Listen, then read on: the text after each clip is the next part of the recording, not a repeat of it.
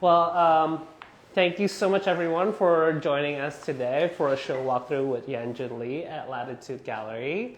Thank you so much, Shihui, for organizing this with Will as well.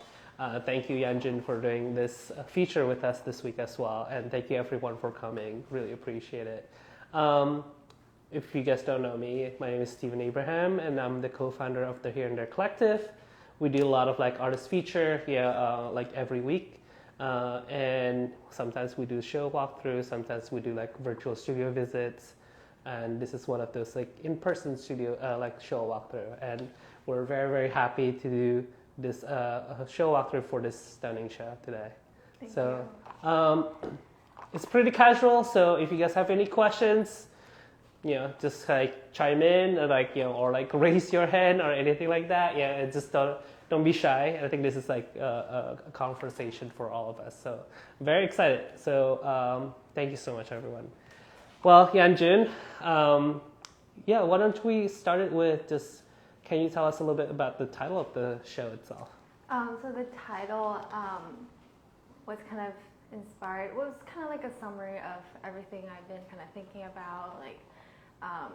It means, so phantasmagoria means kind of like a simulation, kind of like you're not really sure if it's a reality or it's everything is changing, everything is a phenomenon, which is very connected to what my concept is. Mm-hmm. Every time I work on a piece, I really wanted to immerse myself into the piece, and it's a recording of the life that I'm experiencing at that time. So I just thought this title, it just really fits with whatever was going on, and especially I was actually listening to the one of the piece, the music. It's actually, the title was Phantasmagoria, and somehow I just felt the connection while I was listening to it, and I was like, what's the title of this? I want to go back and listen to it. And that piece, that song was called Phantasmagoria. I was like, oh my god, that's perfect, because I always feel life is just really magical, and everything's maybe planned, or all the coincidences are probably not coincidence. It's something that's guiding you. You are you for some reason, and I'm me for some reason. How come we were not reversed? Or it just something is already planned. So I just let the life guide me, and let it, and just kind of trust the process. So that's how I thought, oh, that's actually a perfect title, and I'm just gonna name it that. Same with all the pieces that are here today. They're all just, because I spent a month on them at a time, sometimes a month and a half. And it's just whatever I'm experiencing at that moment, I just oh, that's something, and it just happens to parallel with the concept. I don't know. I think it's a very magical experience. That's why I love making work so much. Yeah. One thing that I found quite interesting about that you kind of mentioned a little bit, a lot of times from reading what you kind of wrote about your practice, you take this very abstract or nebulous concept or emotional kind of feeling, and you're kind of almost have very methodological approach to actually make it almost very concrete, because you mentioned that your practice is actually quite intentional. You focus a month. You sometimes meditate, almost put some music, and sometimes you put it on a loop. There's a really specific methods to it, and a lot of times you actually plan each one of the work. Yeah, so you actually take this abstract feeling and almost distill it quite a bit to each one of this painting. I'm actually kind of curious about what is the genesis of this body of work? I never really planned it to be a whole, a body. I just, whatever I'm interested in, I'm gravitated towards, shiny objects, mm-hmm. or transparent texture. I just wanted to paint whatever, and then the whole body work just all of a sudden appeared. I guess you can say they're consistent, but they're also really different. Yeah. I don't repeat the same visuals all the time. For this piece, I actually created when I moved to Boston, and mm-hmm. it was during fall that time, and I lived in LA for 10 years. So LA doesn't have a season at all. So it's just every day, just green trees, or like just everything looked the same. Yeah. So when I moved to Boston, like the leaves started like falling, and then everyone's like went leaf peeping. So Yeah. they go into the mountains and they see like leaves and falling, and you're like, and that made me really like appreciative of this phenomenon. I thought, oh wow, it's basically leaves falling off is like the death. It's like death of leaves, like the life is seeping like out of the leaves, and it's things are dying. But people thought it's so beautiful. It's like the beauty of death. Same with like firework. So this title is called Hanabi because it means firework in Japanese. And at the same time, I was listening to Joe Hisashi's piece Hanabi, so I was like, oh, that's perfect. Like I just thought everything just connected. I never planned it to be that way. Yeah. And I actually worked on this piece in my studio. It was horizontal. So when I photographed it, it was the first time I flipped it vertical, and I was like, oh my god, it works so much better like vertically. Even though like when it was horizontally, like it had a different flow to it, but this just really consolidated the concept. So that was the last stage of creating pieces when I photograph it, and I sometimes redecide the orientation of the piece. So I just thought it was a really interesting process for this. It is very interesting because your process is just like almost like there's almost like a discipline to let things happen. It's almost like your process is actually letting things happen, letting things to coagulate, letting things to actually emerge itself. And I think that's a very interesting kind of like process itself. Yeah, but at the same time, these pieces are planned ahead, like months ahead sometimes.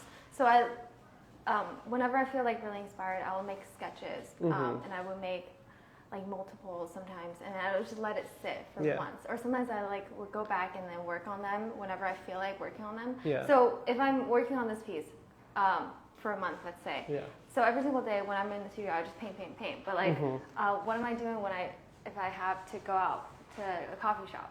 I take my iPad and I start like sketching working on the future paintings. So I'm always like working and thinking about it. Yeah. So I guess whatever I'm working on right now, I can influence some of the pieces in the future. It's kind of like a very planned, but at the same time very spontaneous process.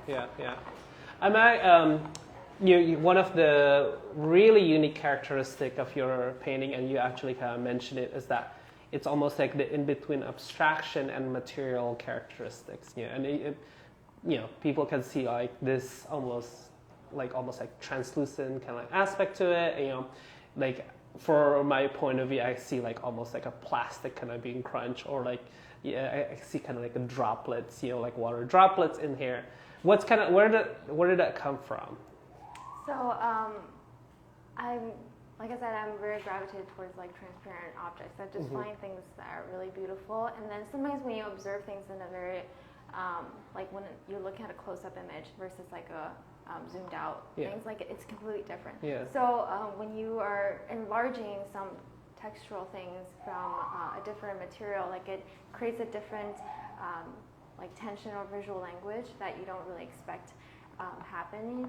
So I sometimes think of myself as like this kind of material, like this disposable material, like plastic, or plastic has so many different connotations to it. Like I don't really feel like it's not centered to my practice that much, but it has like a very big influence on me.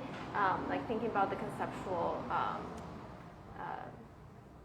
things behind this material. So because it's very malleable. So malleability is something that I'm interested in exploring, because we're very malleable. We're very adaptive. Like humans, we change according to the surroundings. Just like different materials, we can shape them, we can bend them, and then the transparency just adds another layer to it. Like how you can kind of see something that's behind it. Like you don't know what it is, but you can see through it, but you can't touch it. You can't like touch the thing behind it. It's not accessible. Just like us, it's like we're standing here, we're talking, like we're communicating, but I don't really exactly know what you're thinking. Like that happens like to just so many people so many times. Or just like language is something I'm also interested in exploring. It's how it's a tool for communication, but also it's very limiting. So I really wish there's like another form of communication, like telepathy or something like that, Yeah. that I can just read your mind. But that's like for people with like higher dimension. Like so, like, I've been like reading about like trying how humanity can like progress at a dimension. So that's what actually that piece is about. This one? Yeah, I was really just interested in like reading about the universe, like how reincarnation works, or how different people like communicate with different dimensions. Mm-hmm. So like we're in like the fourth dimension basically. So we're 3D objects or 3D forms. The fourth dimension is time, but we can't see time.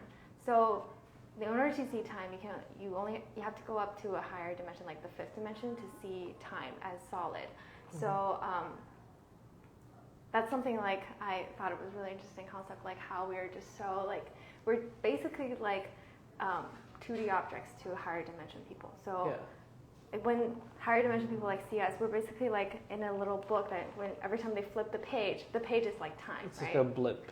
Yeah. So I just thought, oh wow, like we're such a little tiny thing, creature in this world, and I kind of think of us as like souls, like this piece kind of about like souls recycling through like this threshold of in the middle. It's like this white flash. It's kind of like the lots of people who experience near-death experience. Yeah.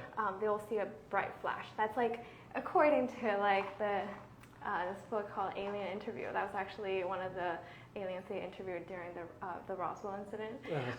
Yeah, sorry, a little conspiracy theory here. I just love like learning about these things because like we can't 100% be sure like these things are not true. How do we know, right? You know, the history and the facts are they're all because of they're set by like paradigms, or like we have to learn these specific things so the society can operate. But like we're artists, we can like expand this vocabulary, or have imagination, or be more flexible with things. So I love to like read about these things and then make paintings about them.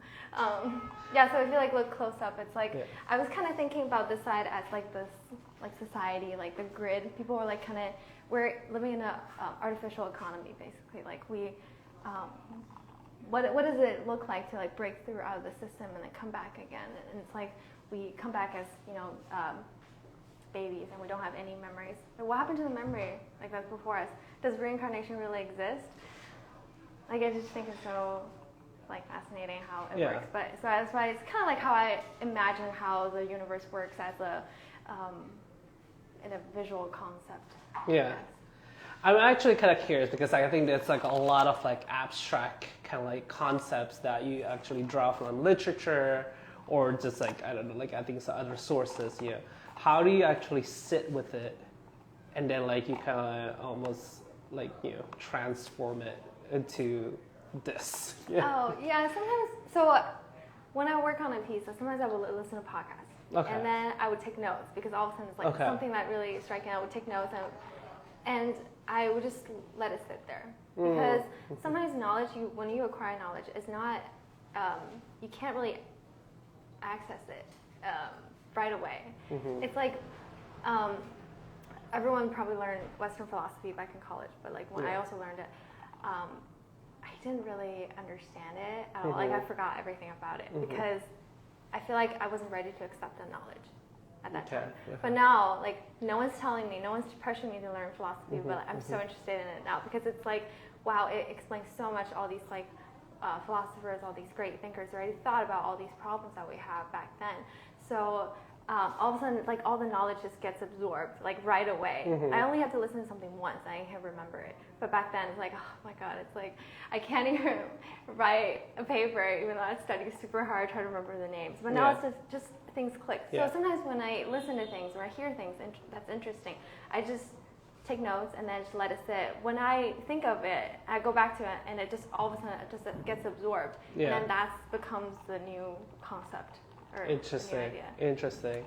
I think this kind of reminded me. I've been reading a book about from Rick Rubin, and he talks about like the way of being creative, and a lot of times it's just like like I think like a lot of times you cannot really force it, like Yeah. and it's almost like it's the notion of a muse that you're like just kind of like being aware. I think that's actually the only thing that you need to do, just being able to kind of receive it, when that's like when it's time, basically. Yes. And I think that's like a very, very, very interesting, because just hearing you're talking about your practice, and I feel like there's almost like an element of a ritual. Yeah, it's almost like a spiritual kind of like like mindset to like approach the practice itself. And I'm actually also curious about the other element that I keep reading about, about your practice, is that the importance of music. You actually mentioned it several times in our like IG posts. Check it out. Can you tell us a little bit about like that music? Like, is that like an element synesthesia that you have, or like how does that actually kind of play in part? So I almost went into music because I started playing piano when I was 4, and then I joined the orchestra, and I actually played the bassoon, which is super random. I just played flute, and then my teacher was like, "Oh wow, you only played flute for 2 months? You're such a fast learner. Why don't you play the bassoon?" I was like, "Okay," and I was like, "What's that?" I didn't know what it was. It was so random. It's like one of the. Is the bassoon the one that has like a... The vocal, like the silver vocal, is super long, super big. So like if I stand up here, it's like this long. Okay. It's on the ground. It's like wood. It's like really heavy. I don't know why I chose that instrument. If I have to pick again, I probably would pick the oboe. But bassoon's super cool. I really liked it. It has like the really hard fingering. Yeah. Anyway. Yeah. So I was actually pretty good at it. I almost went professional, but my whole family actually studies music. Oh, wow. Yeah, my mom's a piano teacher. My grandpa studies ethnic music. In China, he's a professor. And everyone just loved music. My dad loved playing like opera, like at home back then. So I had lots of like music background growing up. And it's funny, like when your whole family does music, they're like, that's the only thing they don't want you to do. Yeah, they're like, that's oh my so God, funny. music doesn't make money. Don't do it. I was like, okay. But also, art does. Yeah, art does apparently. Well, we're so poor. But I thought, okay, well, I also loved art, and I just thought that has more, potential, like, because you are making something rather than just playing something that other composers wrote, unless you become a composer yourself. But anyway, so like I always loved listening to music, like classical music, sometimes like pop music. It just depends on the mood. Same with like when I'm working, like if I listen to the wrong genre, like it doesn't, I don't get into that flow state. But if something clicks, I would loop that song, loop that piece, 10 hours a day. Like sometimes my friends would be so annoyed. They're like, "Can you just stop playing that song?" But I'm like, "No, but it feels so good." It's like I feel like this, everything, like all my cells are just like pumping up, and I'm like painting. I'm just like, oh, every time I get hungry, I'm like, oh, I have to stop. It's time to eat again. That's so stupid. I wish we don't have to eat. But yeah, I just get into that flow state. It's really fun. So synesthesia, I realized that I have it. Was last year. I didn't know what it was. It was pretty recent. Because I never had such focused time, like where I worked like 10 hours a day, every single day, and then looped the song so many times that I started like, I feel like it's hallucination, maybe, if you call that. But I actually didn't know what it was. So I was seeing colors that's corresponding with notes. Like A, I would see blue, and then G, I would see purple and pinks, and F, I would see like greens and blues, and E would be like more green, and then, like the C's, D's, and they're all like warmer tones. I realized that when I was like, I listened to one piece, and I was really missing my family, and I just started crying, and all of a sudden I see colors. I'm like, what's going on? And then I started writing them down. So I was like, so I think it's true that I have it, because I didn't know what it was until I started recording that feeling down, and then writing the corresponding notes, and then I looked it up on Google, and I found out it's called synesthesia. And I was like, oh, that's so cool. I didn't know that. Actually, later on, I found a book where like other people actually have the same same. I don't want to call it syndrome, but like same ability, I guess. But the chart is somewhat similar, but there's like some that are like completely flipped, which is really weird. Like the colors flip, like so there's like a book that has, it's like the music in color. I forgot what the title is, but they interviewed like many different artists, and then they like asked them what they see with the corresponding notes, and majority of them had the same as mine. So I just thought it was really cool. Yeah. And that actually really helps you to actually kind of determine the color palette for like, the color work? palette, or sometimes like the composition. I see that. Oh, I have that with okay. scent too. Like sometimes I will walk on the street. I love like walking by myself, listening to music, and then all of a sudden, if someone like had like perfume, like would walk past by me, all of a sudden I would see like an image, like a color, like a whiff of color, a whiff of something there. I'm like, oh, that's so cool, and then I would like take out my notes. I would like draw the little shape I see. Yeah. Yeah. Something like that. It's just really random. Like, and then I just have a bunch of things in my phone or that I access when I have. Kind of like yeah. Wow, that's really cool. Thank you so much for that. Yeah. So I would love to talk about like these last two pieces here. Can you talk a little bit about maybe this one first? Yeah, so this one is called Transmission, and I came up with this idea because there was a prophecy that everyone's going to die, like April 23rd of this year. Of this year. The solar storm. But I feel like that happened before, like that Peruvian. No, actually 2012. I was very close.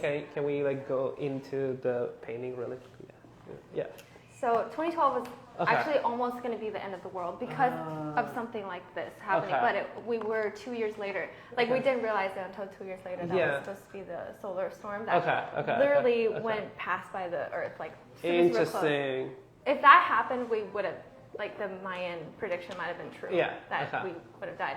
But anyway, so no, not about that. So I was just that was the initial inspiration. Yeah. Something like this was going to happen, and that was made during the time that I confirmed the show with gallery, and then my parents are going to come. My family's going to come to see me, and the only thing I wanted is to not die. Because I haven't seen my family for so long. I'm like, oh, I really miss them. And I was super careful every time I crossed the street, and that was the time I canceled my medical insurance.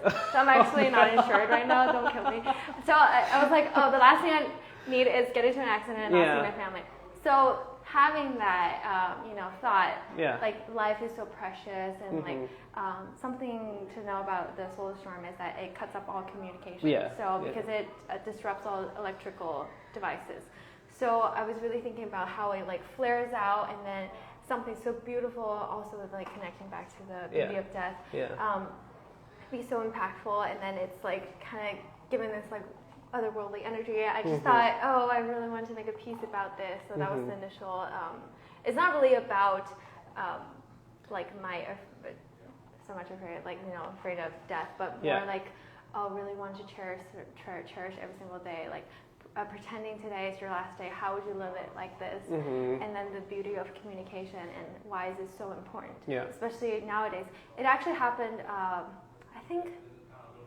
I don't remember when it was, but it actually happened something the similar scale like the solar storm happened before, and it actually disrupted the Morse code and lots of communication back then. But now it's going to be way worse because everything we use nowadays, like right now we're using a phone which is made of electrical. It's electricity like device. Satellite will be like obsolete. That's why the satellites. When we see like. A lot of people are like, oh, we're the only civilization on Earth right now. Like no one has, had this, Atlantis never existed, or the Pan or whatever. All these never existed. No, you can't really say that because what if they had satellites, but it just gets destroyed because solar storm destroys them. So there's also this, I guess, this belief that the moon is actually higher civilization's satellite, or they built the moon because the moon actually protects the Earth from all these radiations and all these solar storms that's happening. So it's just really interesting. Oh my god. Going back to your painting, I think one thing that's like fascinating as you're kind of talking about like a lot of these concepts, it's interesting because you're almost like playing with like a micro and macro kind of like on a mic level, which I think that's like a really interesting juxtaposition, and I think like the way that those kind of like elements coming together, it's just like super super fascinating, I'm actually kind of on a craft level. Can you like talk a little bit about your process, because I'm like, is there like an underpainting and then you actually kind of like layer this like transparency effect on top of it, or like are you doing it all at the same time? You know, how do Yeah, I start with the underpainting first, Okay. and then sometimes I scumble or I would layer like a more transparent color on top. But sometimes the color can be matched if you mix the color. Yeah. So just creating the illusion of transparency. This is oil, right? Yeah, this is oil. Yeah. So Yeah. you can mix this color, Yeah. and then, but you can also scumble it. Scumble means like you use a semi-transparent lighter color on top Okay. of a darker color. So I actually learned this method through my professor who taught portrait painting. Okay. And portrait painting, like the reason why we have like the skin is actually translucent. It's like a layer of like skin that's on top of like your blood and your muscles and stuff. So it's the same concept. So I sometimes when I think of this transparency, I think of like when I was painting portraits and how we're all layers, we're all like a vessel, like whatever. So I just thought, oh yeah, I'm using the same technique I was using when I was painting portraits, but now it's something completely random. Yeah. But It's really beautiful. yeah, thank you. I like what you said about the micro and the macro. That's exactly what I think that you summarized it really well. Like micro is like my personal stories and what I'm thinking about, but macro is like more like the humanity and the story that's beyond myself. Because who am I? Like I'm just nobody. Like I love like observing all these things. I thought it's really interesting. So I wanted to use the language of abstraction to take it to a different platform where people can access it. Yeah, and I think like it's also like translate in how it manifests in the painting itself, right? Like that micro, you just like that translucent like reflection, you know, and I think that's kind of really interesting, like how that's like a very, very detailed, like, you know, and very kind of almost like feels very real as well, right? And like on a macro, it's like on the background, you can like feels like how expansive, like when you're kind of like looking at it, let's talk about this one, last one. Yeah, this one, I was going through something at that time, actually breakup. I thought it was actually really interesting. And so that was the micro. Okay. But then while I was creating the piece, I thought,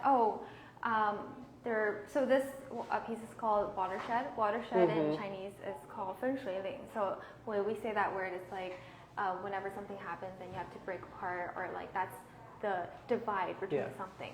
So I just thought, what comes to mind when you think about a division? So colors, maybe that can be represented, like the three primary colors, red, yellow, and blue.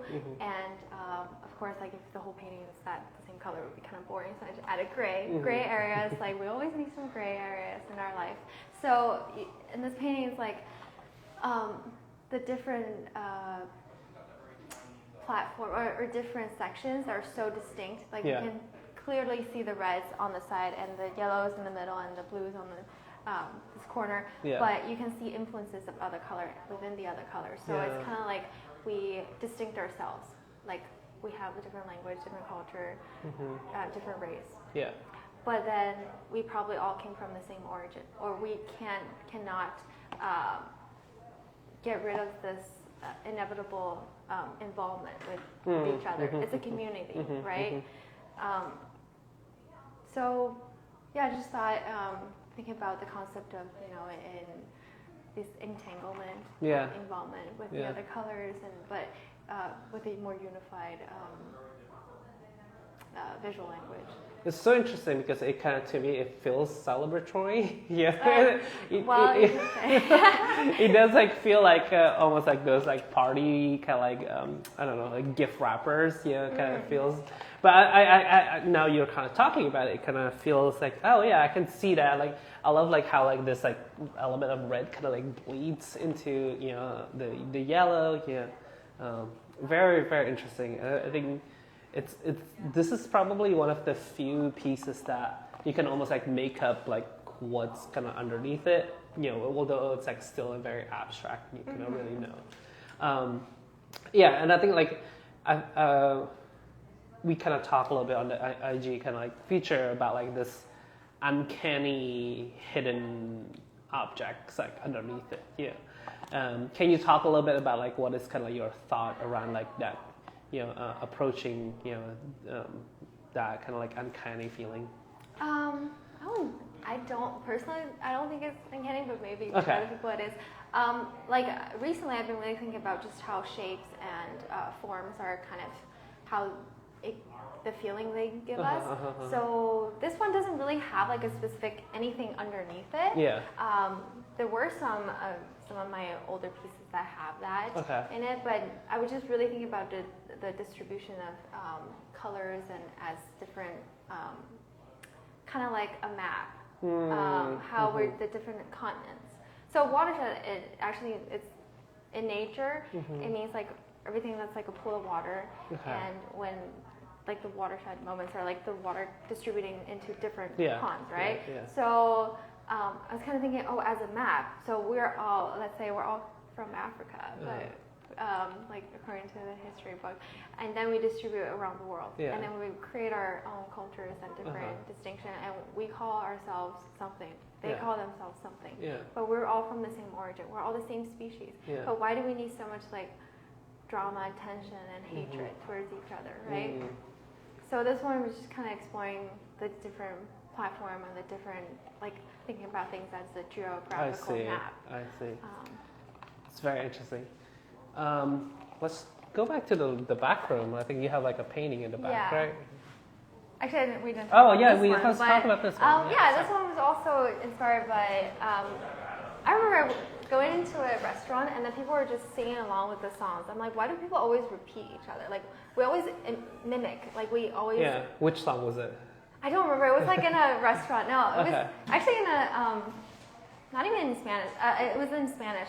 The song. I just saw people singing to it, and all of a sudden I was like, why do we always imitate things? Why do we always think something? Imitation is like the highest form of praise or whatever. Yeah. And I thought about the concept of mimicry. So this piece, that's the title of the piece, mimicry. Okay. Like how though I was aligning the water, kind of like chasing each other, following them, like through the grid, up and down.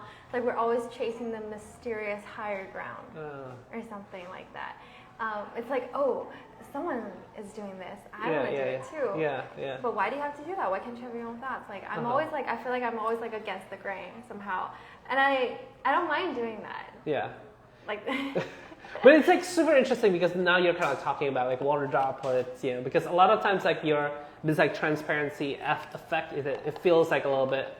Is it really, like plastic? Is it really kind of water droplets? And sometimes it kind of just like morphing like this one. It just kind of just really blends. But I think the way you could describe it, it is, you kind of like mentioned like this is like water droplets like chasing each other.